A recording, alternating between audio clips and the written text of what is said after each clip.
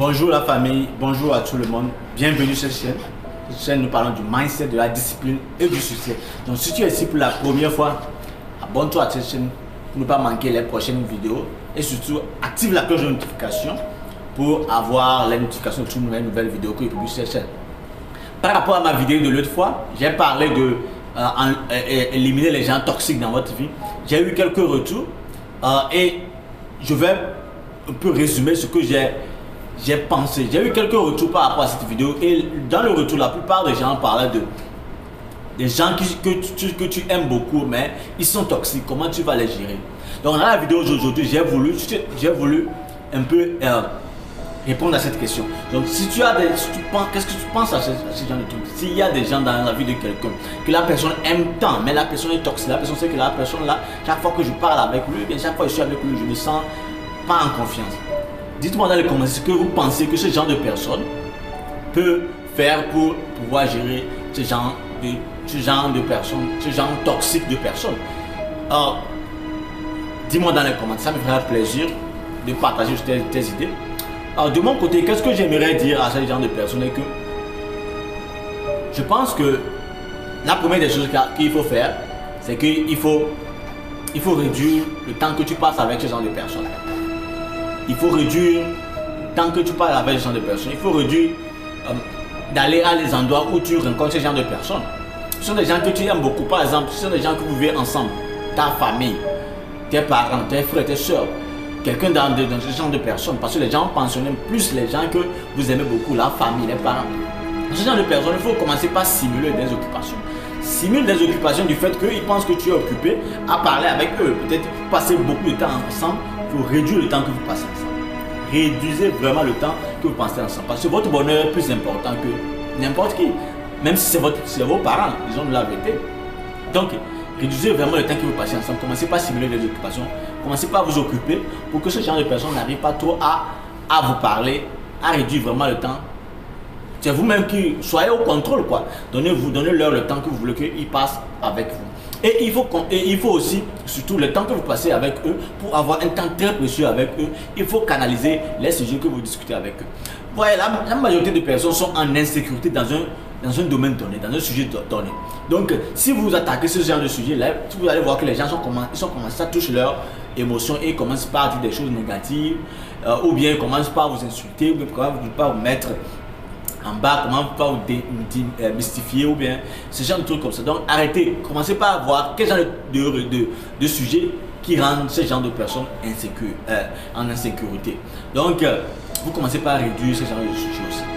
Parce que quand vous êtes avec eux, touchez seulement les sujets qui les passionnent, les sujets qui les aiment, les sujets. Parce que ce genre de personnes, ils ont des sujets où ils ont des endroits, des domaines où ils se sentent bien en confiance et dans ce domaine ils parlent bien, ils sont de bonnes personnes. C'est pas que les gens déjà sont mauvaises, mais ça dépend de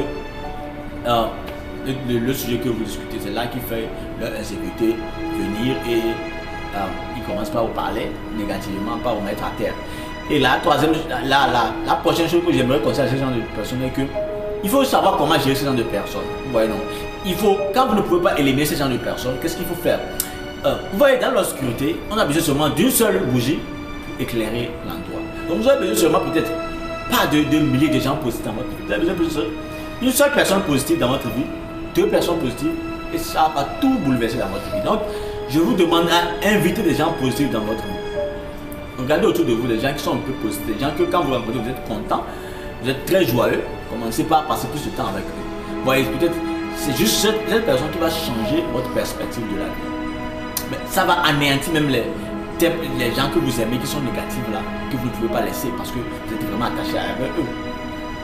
Commencez par suivre des vidéos positives, commencez par suivre des vidéos de motivation, lire des livres positifs, faire des amis, créer des amitiés, des gens qui sont positifs, des gens qui ont des accomplissements que vous voulez accomplir aussi. Ça va vous aider aussi beaucoup. Et la troisième chose que j'aimerais dire, c'est difficile. C'est difficile dans un cas où la personne qui est négative est quelqu'un qui est vraiment attaché, vous avez déjà passé beaucoup de temps, surtout les parents, les frères, les soeurs, un partenaire de longue durée. Mais à la fin de la vie, on est né seul et on partira seul. Et chacun doit protéger son bonheur. Donc je me dis que la personne, tu ne peux pas le changer. Donc à un moment donné, si tu vois que c'est trop, tu n'as pas autre choix. Tu vas le laisser. Tu dois le laisser poursuivre ta vie parce que, en fin de compte, c'est toi qui compte. Toi qui compte, tu ne vas pas laisser quelqu'un avec ses insécurités venir anéantir ton bonheur, ton vie. Donc, tu n'as pas le choix. Si tu fais toutes ces choses-là, tu vois que tu es toujours négatif, ça ne va pas. Ah, je suis désolé, mais ce que je peux te dire est que il faut commencer par te détacher de cette personne.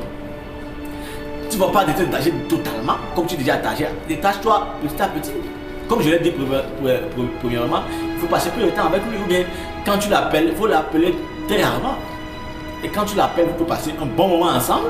Et après, tu l'appelles plus content des jours de semaine. Ça te permet de rester constamment dans la positivité. Donc, j'attends dans vos commentaires ce que vous pensez de ce genre de trucs, de ce genre de choses. Et c'est encore un plaisir de partager avec vous sur mon point de vue. Peut-être je ne suis pas juste, donc dites-moi aussi dans les commentaires. Et dans le respect et dans l'apprentissage, tout ça on apprend. Comme je dis, c'est pas que moi je suis trop intelligent, je partage avec vous, c'est que j'ai créé une communauté où chacun apprend de le don. Ça va faire vraiment plaisir quand je reçois des feedbacks comme ça. Et merci vraiment, on se retrouve dans les prochaines vidéos. Si vous avez aimé cette vidéo, n'hésitez pas à lui donner un like, comme d'habitude. Et n'hésitez pas à vous abonner, et activer la cloche de notification surtout pour ne pas manquer les prochaines vidéos. Donc je m'appelle Jules Maounion, on se retrouve dans les prochaines vidéos. Dieu vous bénisse. Ciao, ciao. Ciao.